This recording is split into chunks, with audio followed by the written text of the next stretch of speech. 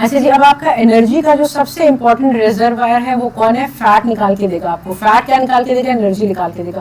Protein कहाँ से आएंगे? प्रोटीन आपके आएंगे स्केलेटन मसल के से।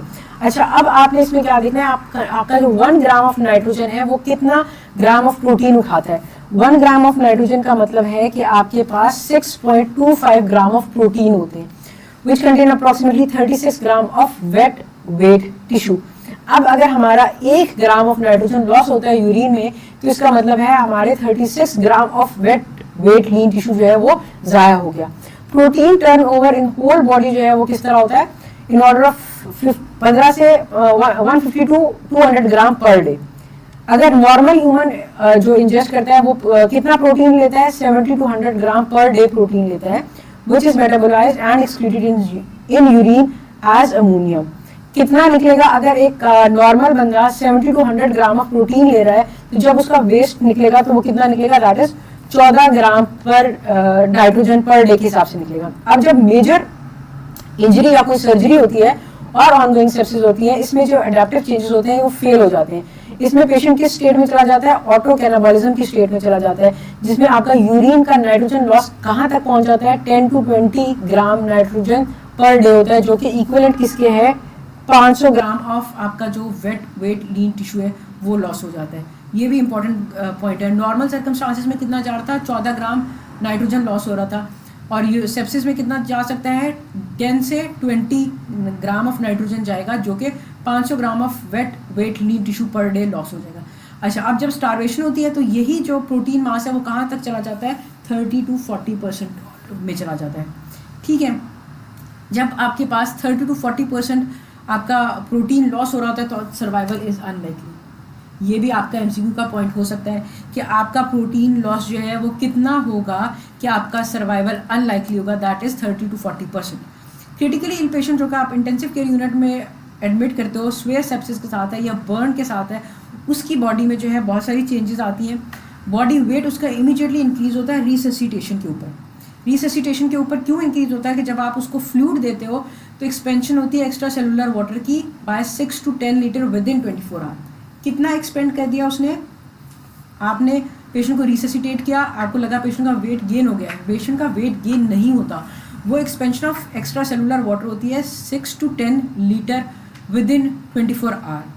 अच्छा जी, उसके बाद आप क्या करते हो? जब आप ऑप्टिमल केयर और न्यूट्रिशन स्टार्ट करते हो, उसका बॉडी वेट जो है, जो टोटल प्रोटीन जो है वो डिमिनिश होने लगते जाते हैं। कितने डिमिनिश होंगे? नेक्स्ट 10 डेज में आपका 10% जो है वो प्रोटीन लॉस होना स्टार्ट हो जाएगा, और आपका बॉडी वेट जो है वापस कहाँ चला जाएगा? नेगेटिव बैलेंस में चला जाएगा। ठीक है जी। In marked contrast it is now possible to maintain body weight and nitrogen equilibrium following major surgery. अच्छा, ये हम कैसे मेजर सर्जरी में के बाद हम कैसे इस नेगेटिव नाइट्रोजन से पेशेंट को बचा सकते हैं? मैंने आपको नाइट्रोजन का जो न्यूरो एंडोक्राइन पाथवे बताया था, स्ट्रेस रिस्पॉन्स बताया था ना, उसमें मैंने कहा था सबसे इंपॉर्टेंट पहला स्टेप क्या है? पेन के रिसेप्टर। जब आप पेशेंट को पेन फ्री कर देते हो तो आप इस पूरे पाथवे को तोड़ देते हो। पेशेंट को पेन फ्री आप कैसे करते हो? आप एपिड्यूरल एनाल्जेसिया दे सकते हो या अदर कोई भी टेक्निक हो जो आप जिससे आपने जो है उसको पेन फ्री रखना है। एक तो ये बात कि आपने न्यूरो एंडोक्राइन स्ट्रेस रिस्पॉन्स को ख़त्म करने के लिए पेशेंट को पेन फ्री रखना है। दूसरा क्या है कि आपने उसको early oral enteral feeding start करानी है। Moreover, early fluid retention phase can be avoided by careful intraoperative management of fluid balance and avoidance of administration of जो आप सेलाइन दे रहे हो। तो सेलाइन हमने क्यों नहीं देना होता? जब पेशेंट स्ट्रेस में होता है तो हमने बताया कि काउंटर रेगुलेटरी हार्मोन्स निकलते हैं, जिनमें वो 3 हार्मोन्स निकल रहे थे। उनमें से एक आपके पास कॉर्टिसोल और एल्डोस्टेरॉन था। एल्डोस्टेरॉन का क्या काम है? वो जाके सोडियम को बॉडी के अंदर कंजर्व करता है। जब सोडियम को वो रोकता है तो आपके पास क्या होता है? सोडियम के पीछे पीछे पानी भी आता है। जब उसके आपके पीछे पीछे पानी आता है तो आपका क्या होता है? विजरल एडिमा होता है और पेरिफेरल एडिमा होता है। ये फिर आगे इंशाल्लाह हम पढ़ेंगे, इसमें लिखा होगा कहीं ना कहीं पे। तो इसमें आपने क्या करना है? पोस्ट ऑपरेटिव में आपने न्यूरो एंडोक्राइन स्ट्रेस पाथवे को रोकने के लिए एक तो आपने पेशेंट को पेन फ्री रखना है, दूसरा आपने उसको एंट्रल फीडिंग जो है वो जल्दी स्टार्ट करवा देनी है, तीसरा काम आपने क्या करना है कि आपने उसका अवॉइडेंस देनी है। आपने एक्सेसिव फ्लूइड ओवरलोड नहीं कराना, और फ्लूइड ओवरलोड में स्पेशली आपने उसको सेलाइन नहीं देना। अच्छा जी, अब आपके पास जो अवॉइडेबल फैक्टर हैं जो हम अवॉइड कर सकते हैं ड्यूरिंग इलेक्टिव सर्जरी, एक तो volume loss, continuous volume loss हो रहा है या हेमोरेज हो रहा है, उसको कंट्रोल करना है।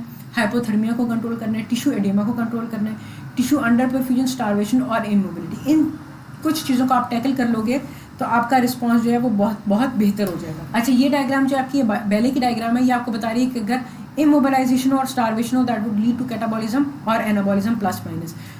इसमें आपके पास वही है, पायरेक्सिया है, टिश्यू इंजरी हुई है, उसके बाद एक्टिवेशन हुई है कैस्केड की, साइटोकाइन कैस्केड निकले हैं, उसने पायरेक्सिया कराया है, एक्यूट फेस रिस्पॉन्स है, इंसुलिन रेजिस्टेंस है, ये सारी बातें जो हम पढ़ चुके हैं वो लीड करिए कहाँ पे, कैटाबॉलिज्म की तरफ। अच्छा जी, अब वॉल्यूम लॉस को हम कैसे पढ़ते हैं? अब वॉल्यूम लॉस को हम पढ़ते हैं कि वॉल्यूम लॉस में क्या क्या चीज़ें हैं जो काम आती हैं और ये किस तरह होता है और इसको इसको डील कैसे करते हैं। अच्छा जी, अब हम पढ़ते हैं वॉल्यूम लॉस के बारे में। वॉल्यूम लॉस क्या होता है? ड्यूरिंग सिंपल हेमरेज आपके पास रिसेप्टर होते हैं जो बैरो रिसेप्टर होते हैं जो कि कैरोटिड आर्टरी के ऊपर होते हैं, और एओर्टिक आर्च पे वॉल्यूम रिसेप्टर होते हैं। ठीक है, बैरो रिसेप्टर कहाँ पे आपको मिलेंगे? बैरो रिसेप्टर आपको मिलेंगे कैरोटिड आर्टरी के ऊपर और एओर्टिक आर्च के ऊपर। दूसरा रिसेप्टर कौन सा है? वॉल्यूम रिसेप्टर है। वॉल्यूम रिसेप्टर आपको कहाँ पे मिलेगा? लेफ्ट एट्रियम के ऊपर। ये क्या करते हैं? ये एक इफरेंट नर्व इनपुट देते हैं कहाँ पे? सेंट्रल नर्वस सिस्टम पे। इसकी वजह से क्या होता है? ये रिलीज करवाते हैं एल्डोस्टेरॉन और एंटी डाययूरेटिक हार्मोन। एक तो कहाँ पे? एक तो सिंपल जब हेमरेज हुई तो आपके पास ये दो चीज़ें निकल आई। दूसरा क्या हुआ? पेन। पेन बहुत इंपॉर्टेंट है, पेन को मैनेज करना।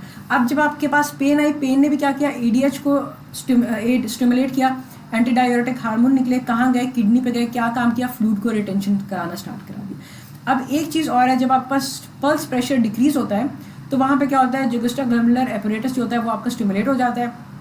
ये क्या करता है? ये आपका रेनिन एंजियोटेंसिन सिस्टम को एक्टिवेट कराता है। इन टर्न क्या होता है? एल्डोस्टेरॉन रिलीज हो जाता है। एल्डोस्टेरॉन क्या करता है? ये रीनल ट्यूब्यूल्स पे जाके एक्ट करता है और सोडियम को जाके अपने अंदर कंजर्व करने लगता है। जैसे ही आप सोडियम को अपने अंदर रखते हो उसके पीछे पीछे कौन आता है? वाटर आता है। अब ACTH की जो रिलीज़ है that is also augmented by aldosterone के रिस्पॉन्स से।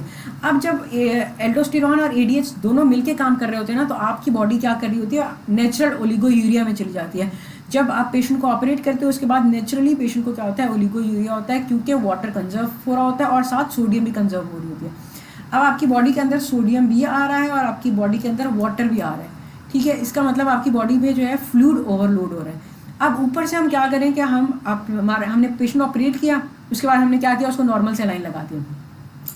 अब जब सेलाइन पेशेंट में पहले ज़्यादा है, ऊपर से आप भी सेलाइन लगा रहे हो और पेशेंट को सेलाइन रिच फ्लूइड लगाओगे तो क्या होगा? सॉल्ट एंड वाटर की रिटेंशन हो जाएगी, जो कि ना सिर्फ peripheral oedema but also visceral oedema कराएगी, जैसे कि स्टमक में।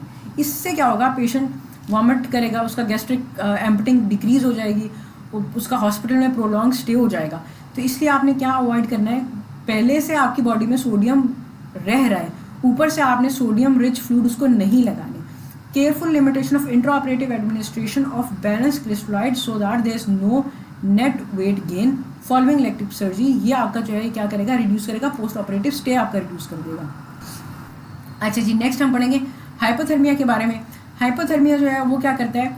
Hypothermia result in increase production of क्या चीज़? कॉर्टिसोल निकालेगा, दूसरा क्या निकालेगा? कैटेकोलामीन्स निकालेगा। ठीक है, व्हेन कंपेयर टू नॉर्मोथर्मिक, इसमें आपके पास क्या आता है?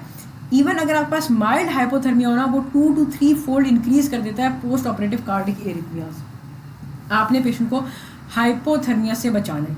एक तो आपका क्या होगा? कार्डिक एरिथमियाज हो जाएंगे। दूसरे हाइपोथर्मिया में हमने एक और चीज़ पढ़ी थी कि कोगुलेशन का जितना भी कैस्केड होता है वो हाइपोथर्मिया में काम नहीं करता। तो आपने पेशेंट को बचाना है हाइपोथर्मिया से। वार्म से लाइन लगाओगे, वार्म फ्लूइड लगाओगे, बॉडी कैविटीज़ को जब ओपन करोगे तो डैमेज कंट्रोल काम करना है, ओटी का टेम्परेचर आपने सेट रखना है।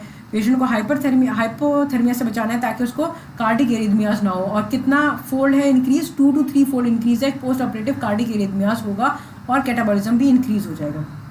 ठीक है जी।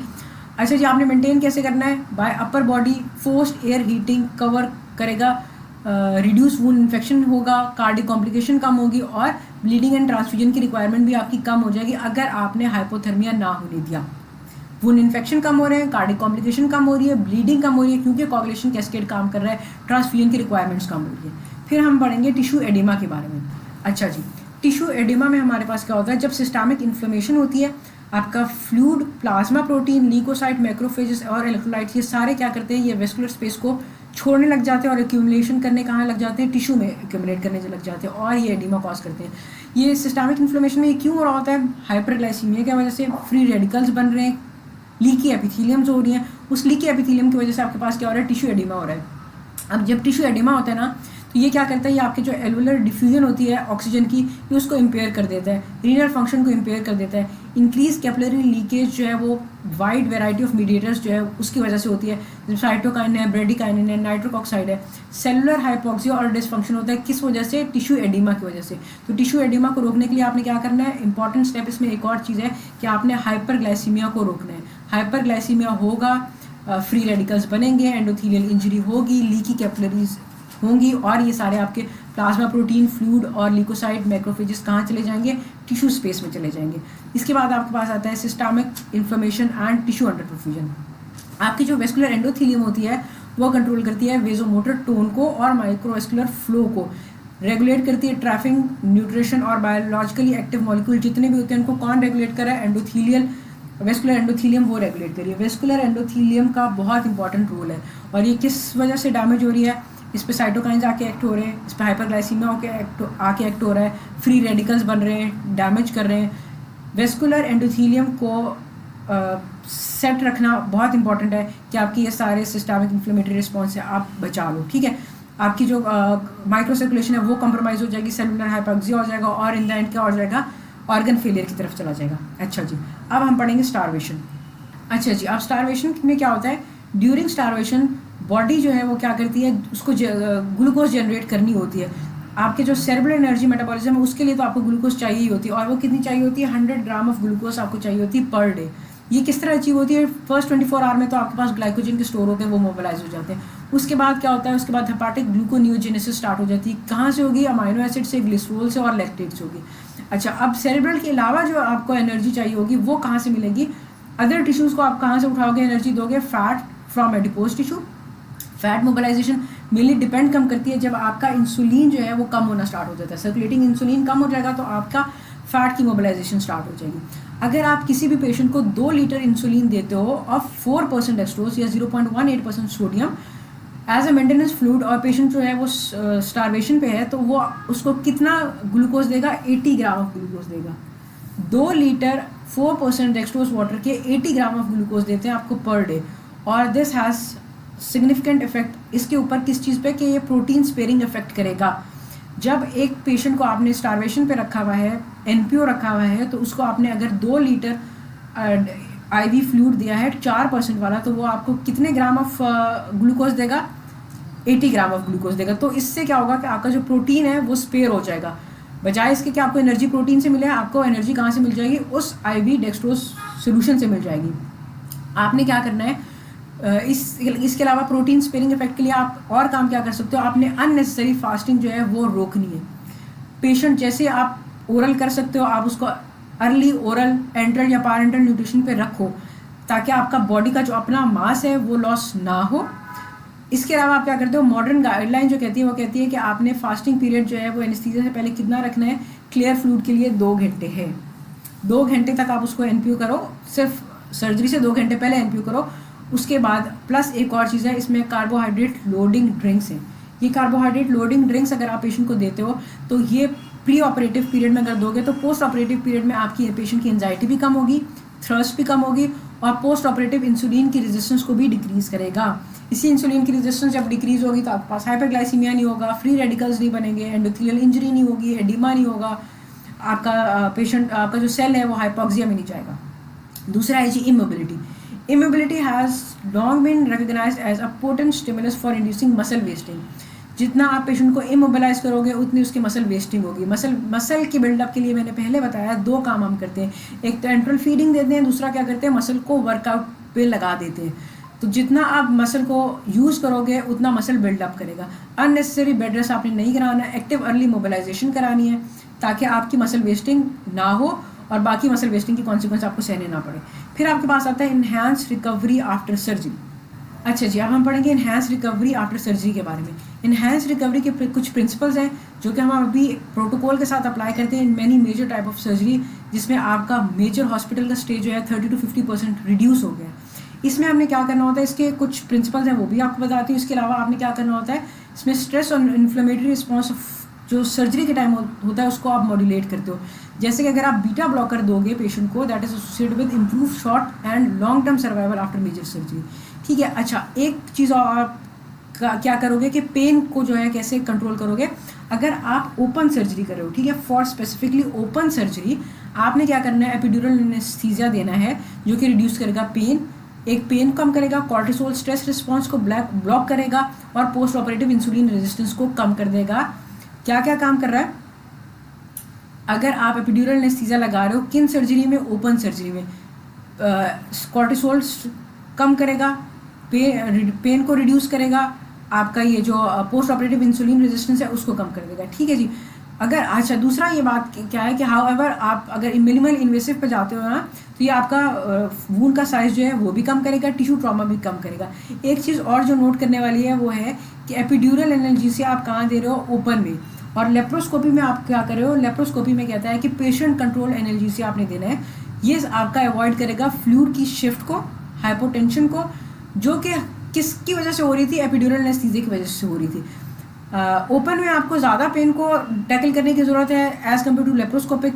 मिनिमल इन्वेसिव में ज़्यादा ट्रॉमा भी नहीं होता। मिनिमल इन्वेसिव में आपने क्या करना है, पेशेंट कंट्रोल एनाल्जेसिया देना है। ओपन में आपने क्या करना है, एपिड्यूरल एनेस्थीसिया देना है। ये जो अगर आप मिनिमल इन्वेसिव दोगे तो वो आपको क्या करेगा, वो आपकी फ्लूइड शिफ्ट को भी रोक देगा, फ्लूइड ओवरलोड भी नहीं करवाएगा, हाइपोटेंशन से भी रोकेगा। इसको आप कैसे एडजस्ट करते हो, इसमें आप 1 शॉट देते हो स्पाइनल डायमॉर्फिन की या एंड 6 to 12 आवर की इन्फ्यूजन देते हो आईवी लिग्नोकेन की। ये आपको अपॉइड स्पेयरिंग इफेक्ट देते हैं और इम्प्रूव करते हैं गट की का फंक्शन और ओवरऑल आपको रिकवरी में काम देते हैं। इसमें आपके पास जो प्रोटोकॉल है उसमें ये क्या है कि आप कोशिश करो कि आप मिनिमल एक्सेस सर्जरी टेक्निक्स की तरफ जाओ, ओपन की जगह लेप्रोस्कोपी कर लो। आपने पेनफुल स्टिमुलस को रोकना है, एपिड्यूरल एनाल्जेसिया दो, स्पाइनल एनेस्थीसिया दो, दूसरा ये आपका जो पेशेंट कंट्रोल है वो दो, मिनिमल पीरियड ऑफ स्टारवेशन रखना है, आपने कार्बोहाइड्रेट लोडिंग करवानी है, आपने उसको अर्ली एंट्रल या पैरेंटल फीडिंग पे रखना है और आपने उसको अर्ली मोबिलाइजेशन कर देनी है। ये आपका चैप्टर नंबर 1 बेले का ख़त्म होगा।